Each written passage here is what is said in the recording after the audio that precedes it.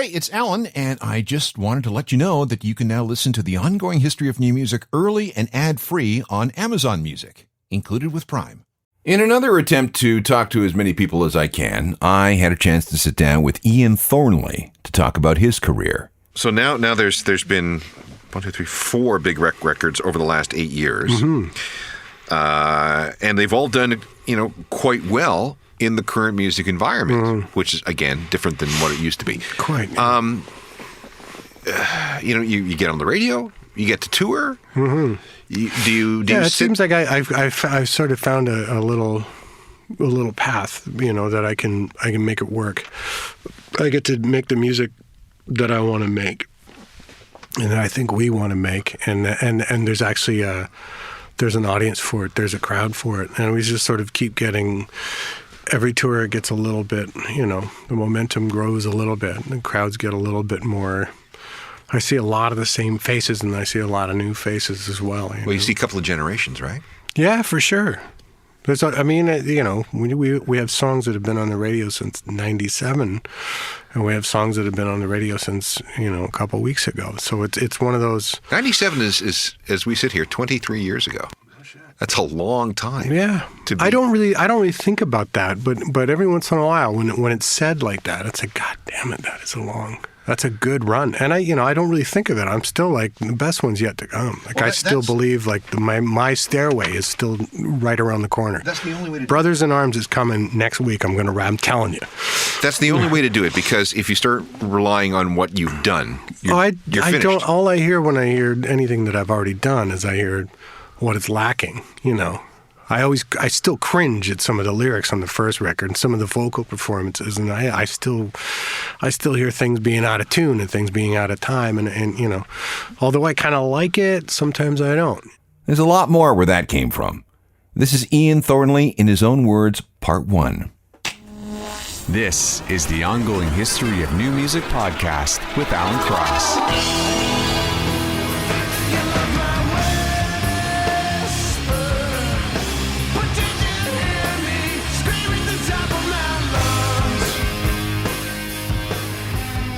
Ian Thornley and Big Wreck from their 1997 album In Loving Memory Of. Hello again, I'm Alan Cross, and this is another one of those special In Their Own Words programs. Whenever possible, I like to get as close as I can to an artist for information about their lives and career. The best case scenario is always an opportunity for a face-to-face sit-down so that we can get personal stories and personal histories right from the artist. And on this occasion, I have Ian Thornley, a guy who's knocked about the Canadian music business, and in fact the global music scene, for 3 decades now. He's also recognized as one of the greatest guitar talents this country has ever produced. So I thought it was time to get him into the studio to have a little chat. And we went deep. Very deep. We should really start at the very beginning, because there was precious little mentioned about you online as a young man who discovers the guitar. So let's go all the way back to the beginning. Tell me how you got started with this music obsession of yours. I've been obsessed with music from a very young age, from about 4 or 5. I started on piano. There was a friend of mine, or a friend of the family, had a piano. So did you just gravitate to it? Yeah, it just seemed to make sense. It showed me a couple of things, and then it just came very quickly. And that it was over a weekend or something. There was some trip. I mean, I was very young, but I remember hearing things on the radio and then running over to the piano and then playing them. And they were like, "Whoa, there might be something here." And then my mother had always wanted to. She's very musical, and she'd always wanted to learn piano. And she was a singer, and she'd always wanted to learn piano. So she was like, "Well, we'll both take lessons together." And it was that kind of thing. How old were you? About 5. Yeah. So piano went on for how long? Well, on and off for up until I was about 14. I was playing in bands around Toronto as like the synthesizer player. I was. Really? You were a synth guy? Oh yeah, big time. What did you have? I had a Juno 60 or 106 or one of the Junos. I had a Roland. And then I think there was a chord kicking around at one point. What were you playing? What kind of music? It was pop, basically. I was in a band with Kurt Schefter. He was the next young guy to me. I was 13. He was the next youngest guy. He was 21. He was the guitar player that went on to play with Alana Miles, right? Right. He was the guy who played like Black Velvet and all that stuff. Was Kurt. But back then he was the next youngest guy in the band that I could connect with. I was my sort of like a cousin twice removed or something was the singer, Chrissy. And their keyboard player had bailed on a gig at the Copacabana. And they needed someone, and she was like, well, my little cousin apparently is some sort of whiz, and I was tall, so I sort of like, they crimped my hair out and I looked the part. And I just sort of, it was, it wasn't giant steps. It was pretty straightforward music, and I just sort of, I got it and I filled in. I had a great time. I used an ironing board as a keyboard stand. and that was the Copacabana, and then it was like we did the Horseshoe and the Bamboo and El Macambo. What was the name of the band? Do you remember? Tula. Oh, I remember. Yeah, it was an eye-opening experience. Went up to phase 1 and recorded and did all my synth parts, and that was a big deal. So there is teenage Ian Thornley out there somewhere playing keyboards. Oh yeah. Well, no, I've looked everywhere, and I have not been able to find any Tula anywhere. I even asked Ian to search for something around the house, and he can't seem to find anything. So, moving on. I remember the band Tula. Mm-hmm. That would have been me. I used to open up if it was, I would open up part of the set with like a toccata and fugue in D minor, like a Bach piece, and then we would roll into this sort of reggae vibe, and it was like, I was a sort of the whiz kid, keyboard kid. My mom got sick, and I don't know, I sort of associated the two together maybe, but and then when she passed, I've only realized that since that's really when I stopped playing keyboards and piano and all that. And that's when you picked up a guitar? Not really. That's when I just went straight athletics. I just started riding a lot and started playing basketball a lot. And my dad bought me a guitar, like an acoustic guitar, which I just put in a closet. Like I learned a couple chords and I was like, yeah, and I just put it in the closet. And then had to be for about a year and a half, 2 years. And then I befriended a guy. We used to work during the summers. We'd get these summer jobs at a place, Sounds Interchange. Remember that studio? Yeah, I think it's still there, down in Adelaide. Right. We'd get summer jobs there as like this, basically coffee boys. We'd work in the dub room where they'd do the sort of 1/4-inch dubs of all the commercials, and then we'd send them out to different radio stations. And one of the other dub room kids was this guy, Dan, who was a guitar player, a really good one. We became fast friends, and he was like, oh, you got a guitar in my closet, and he pulled it out and started playing all these Zepp riffs and all this stuff that I was sort of listening to at the time and starting to get into. I was sort of digging through my parents' record collection, and he was like, yeah, I know, he played like Stairway, and I was like, dude, it sounds just like it. And then once I figured out that correlation of how it came pretty quickly, came pretty easily, but it was I think the real bug was being able to recreate things that I'd heard and things that I loved, and be able to do it with some kind of accuracy. When did you go electric? As soon as I could get one, I was a big Bruce Cockburn guy, and I was obsessed with if a tree falls, and that he used the whammy bar and the delay pedal. So as soon as I could get an electric guitar and a delay pedal, and then I could do all the U2 stuff, and I was off to the races.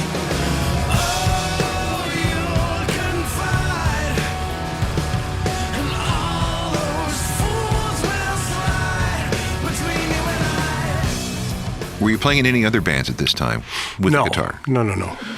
Guitar was I was still a jock, to the rest of the world. That was just something I did on my own and was obsessed with, most of the time. I started to have knee problems because I'd gone from cycling to basketball, which apparently uses different muscle groups, and my knees were like, nope. So, it wasn't because of that, but music had sort of it had gotten back to me through the guitar in a very different way than it was with piano. So how did you end up at the Berklee School of Music in Boston? There wasn't really much else that I was going to do that I was interested in, you know. Yeah, it's just always sort of been there. I didn't really have a choice. It wasn't one of those, I was like, this is what I'm going to do. And there's nothing else I want to do. There's nothing else. Well, getting into Berklee is not easy. Well, I had put together, you know, I had a little 4-track thing, and I'd written a bunch of compositions and done all these parts, put them all together, and just sent those down. And then I had a call, and because I studied piano at one point with Darwin Aiken, who didn't even teach kids back when I was really little. Who was Darwin Aiken? A heavy piano player back in the day, heavy jazz guy. So you were quite accomplished as a keyboard player by the time you yeah. picked up the guitar. Oh yeah. Yeah, no, and that's probably why it came pretty easily. It's just as far as the dexterity and stuff like that, and my ear, and you know, I've always had big ears, but having a sort of a basic understanding of harmony and theory. Nothing along the lines of a Darwin Aiken or any of the jazz guys. It was really sort of mostly things that I deciphered on my own by ear, and then being able to place names and numbers on them. It's like, oh, that's called a blah, blah, blah. Got it. You know, It doesn't really make you, it's not something you really understand how to speak until you, It's like learning a language. How long were you at Berklee? 3 years. Did you graduate? No, not even close. That was kind of dismissive. Yeah, no, not even close. I decided after 2 years, I had decided, like, I don't want to really, I'm not here to graduate. I'm not here because the people that sort of had gone down that stream would end up being teachers. And there's nothing wrong with that. It's a noble pursuit, but it's not for me. I can't get my head around it. Even to this day, it's hard for me to explain things that I'm doing, or that, you know, I just can't. It's hard for me to articulate music in that way that these people can. But it just seemed like the people that would go that route would end up either being teachers or, you know, getting gigs where they're reading charts and stuff like that, and that just wasn't my bag. You wanted to be a performer. I wasn't even sure about that. I just knew that there was music that I wanted to do, and, you know, Autumn Leaves wasn't it. Not that there's anything wrong with that. It's just not my bag. So I started. I think by my third year, I was taking courses based on the teachers and then the profs who I thought were people that I could pick their brains about certain things. You know. And is this where Big Rec came together? Kinda, yeah. I mean, Brian and I had met. This is Brian Doherty. Yeah, we had met first year. Second semester, because my first semester I was on the third floor of the dorms, and then I got kicked out of that room, and I was down in the first floor. And right next to me, next door, was Brian and Dave Henning, and they were guys from New York. They knew each other growing up, so they had roomed together. And yeah, we became fast friends, and he turned me on to a whole bunch of music, and I subsequently turned him on to a bunch of music.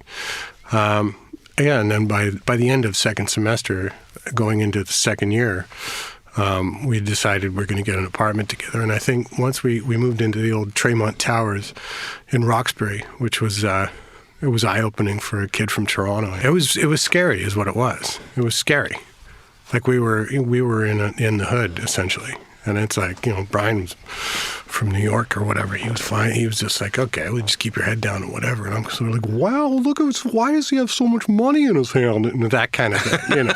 Not quite that naive, but that sort of, that kid's got to be 15. Look at how many hundreds he's holding. That kind of stuff. I'm like, oh. You know, it was eye-opening in that way. I learned very quickly just to shut up, keep my head down, and get where I was going, especially if it was dark, you know. But it was at that apartment where Brian and I lived, where we kind of we sort of planted the seeds for what a band that we were into certain this and certain that. It was like, well, what if we just sort of put it all in a pot and came up with something? Right.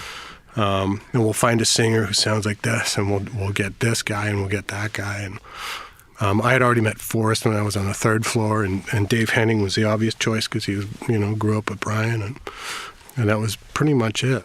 Still more from the early days of Big Wreck coming up right after this.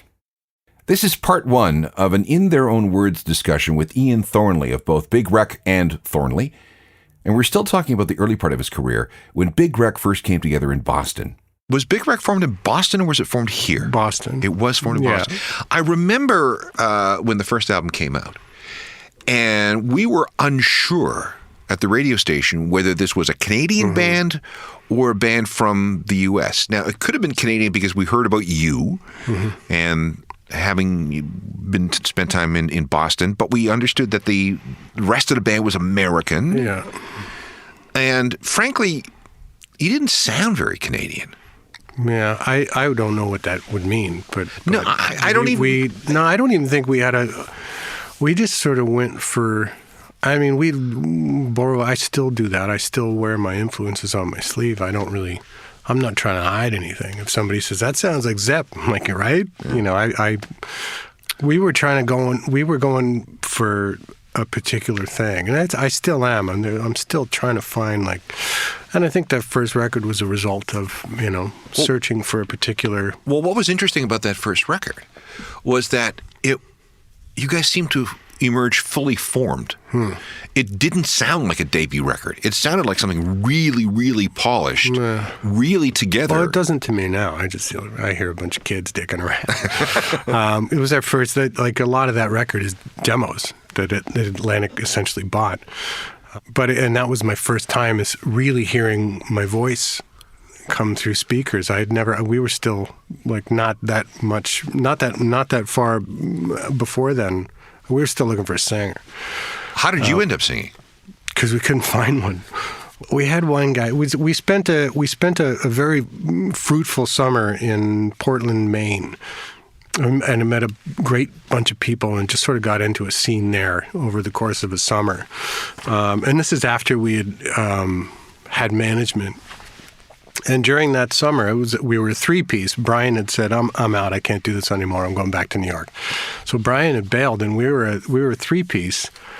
And I'd written that's when I'd written "Blown" and that song and stuff like that. They just sort of popped out in Portland. And we were still looking for a singer, and we got this one guy. And I was like, because he was in another band that we'd seen play around, and I was like, I dug his vibe, and it was like, hey, he's got a good voice, but there's something a little shady about him. It was a little shady, but I'm like, whatever. We're all shady. We're all just grubby musicians wearing the same clothes we've been wearing for 2 weeks. That kind of thing, and sleeping on floors and that sort of vibe. And I was like, but there's something, and Forrest van. Somebody had broken into the van and boosted, a bunch of stuff and taken the stereo. And then sort of word got out that it was this guy. Wait, your prospective singer? Yeah. Broke into your van and stole your stuff? Well, it was him and he had it was either him or him and his boys, or his boys. He was sort of affiliated with this, I don't want to say gang, but essentially a gang that ran up and down the eastern seaboard of the U.S. A big connected thing, and he was sort of on the fringe of that. And I don't really know too much about it, but I was just like, oh, what are we going to do here? What are we going to do? And it was just like, okay, well, let's turf him. And so we turfed him. I think we did a show or two maybe with him. We had come up here for a summer. And that's, that's when we toured with, we opened a few shows for the Headstones and a few shows for the Watchmen, and then went back down to Boston. So let's talk about you getting signed. So you say that the In Loving Memory of album is mostly demos? Yeah. So how did you attract the attention of Atlantic Records? We had management. We had the management trust. The Tragically Hip's management. Yeah, and the Watchmen at that time. And I think Andrew Cash was also.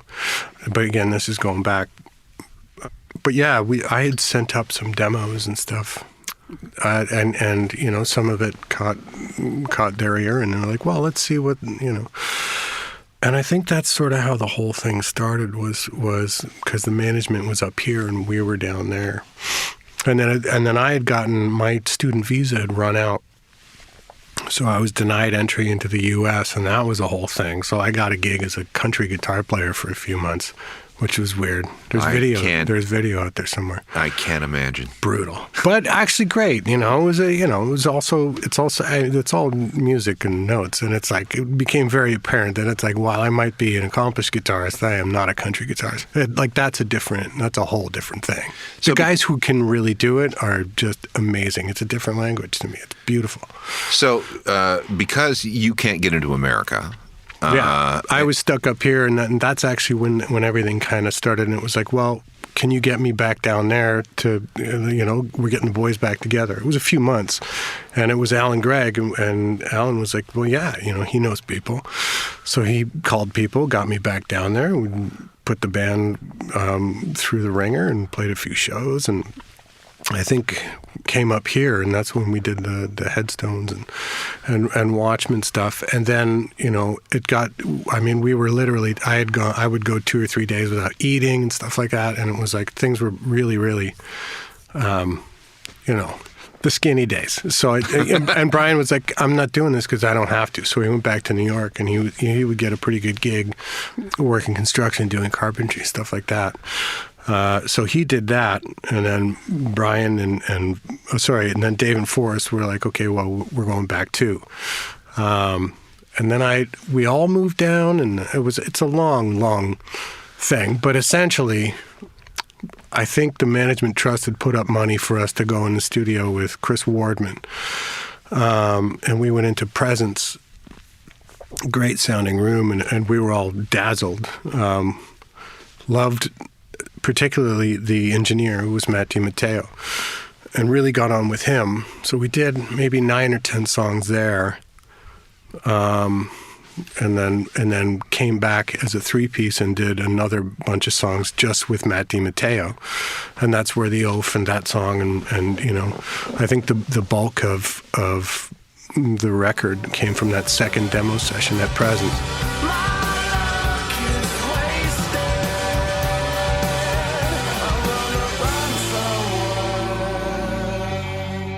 So the first Big Wreck album comes out at a great time for Canadian music, because all through the 90s, we seem to have developed a nationalism for domestic music. We had the Tragically Hip, we had the Watchmen, we had the Headstones, we had the Tea Party, we had Moist, we had Our Lady Peace, we had I, Mother Earth.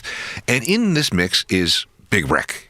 And once people heard what you were doing, you were sort of lumped in, and I don't mean that in a bad way, with this huge tsunami of popular, powerful Canadian music. Of course, being in Boston and then coming up occasionally to play shows or whatever, through the sort of 95 and 96 into where the record had finally come out in 97, we were keeping tabs on the bands that were happening up here and what was going on. I mean, not too closely, but of course you'd be driving around and you'd have the radio stations on, and I knew the 2 stations in Toronto that you could listen to whenever we'd get here. So it was it was interesting. Everybody seemed to have, back then it was pretty obvious who was doing what, and everybody seemed to have a thing. And that first album sells 250,000 copies in Canada. Yeah. You must have been surprised by that. Yeah, I mean, when you hit it out of the park with the first try. Yeah, I'm never really sort of, I would never be satisfied with any sort of number. I'm not satisfied with the record. I'm not satisfied with the, it's always, I've always looked at that stuff that way.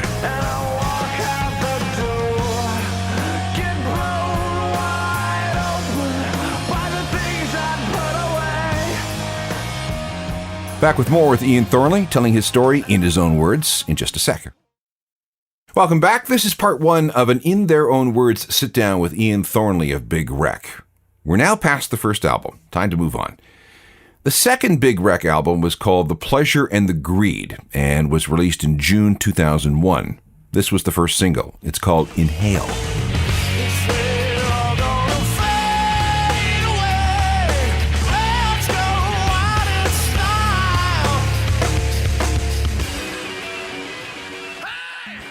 The second album, the difficult second record, comes out, The Pleasure and the Greed, in 2001. So you had 4 years of really... Yeah, it was a long time. That would be a long time to be on the road with one record. Then one stretch we had done 18 months basically straight on the road. That's too long. I'm at the point now where I'm like 3 months. I cap it. Like, no way. Cap it at 2. And then, because you start going batty, you know? When you're 20, whatever I was, 23, back then it was, that's fine. Because I was sort of like living in hotels when I wasn't. I'll stay in a hotel for a couple of weeks and then meet up and start somewhere else. And that was a long time. And then I do remember having a little studio sort of writing room thing in town with Colin Cripps and Mark Vreeken. He was the front of house mixer for the Hip, and Colin Cripps, of course, a great guitar player. And we had this room, and there was a bunch of great gear in it, none of which was mine, really. But, I'd go in there and just sort of write and hash out tunes, and I don't know how many tunes I had demoed. And I just remember that none of them were ever... sending them down to Atlantic, and it was like, oh, this is what they mean. Because, of course, the first record, they bought demos that were already done. Yeah, they knew what they were getting into. We're just doing what we do. And I continued to just do what we do. And they're like, no. You need to do this. And I'm like, I'm not doing that. That's terrible. Ew. What did they want you to do? Creed, Nickelback. That's totally what they wanted. Because they wanted something that would sell. Yeah, they want, a sort of a really sort of packaged kind of thing. And we actually wanted to go further in the other direction, Especially after seeing so much of that on the road and all these festivals and all these bands that we played with, the more of those kind of bands that we saw, the further we wanted to get away from it.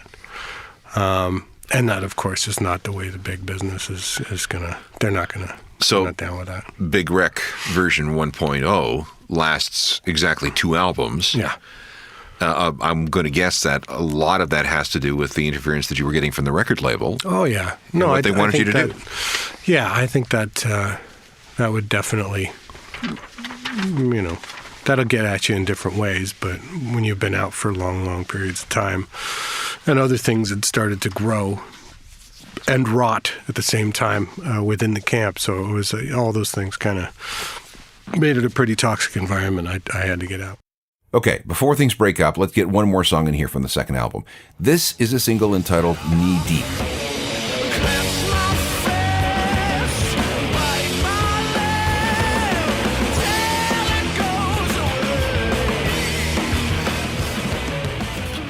We're already an hour into Ian Thornley's story, and we've only just managed to cover the first 2 Big Wreck albums. There is so much more. There's Ian's studio work, his solo material, the reformation of Big Wreck, and there was a time, 2 times actually, that he was offered the opportunity to become the lead singer and frontman for Velvet Revolver. This is fascinating stuff. So I hope you can join me next time for part 2 of Ian Thornley in his own words with the ongoing history of new music. Meanwhile, there are hundreds of podcasts you can listen to. They make for great binging. Just go to Spotify, Apple Music, Stitcher, or any of the other podcast providers that you can name. Just download and go. They're all free. And please rate and recommend if you get a chance. I have a website that's updated daily with all sorts of music news, information, and recommendations. It's a journalofmusicalthings.com. Please subscribe to the newsletter so you don't miss anything. That's free too. And we can connect through Facebook, Twitter. I do have a blue check mark. And also Instagram. All email can go to alan@alancross.ca, and I will get right back to you. Technical productions by Rob Johnston. Talk soon. I'm Alan Cross. You've been listening to the Ongoing History of New Music podcast with Alan Cross. Subscribe to the podcast through iTunes, Google Play, Stitcher, Spotify, and everywhere you find your favorite podcasts.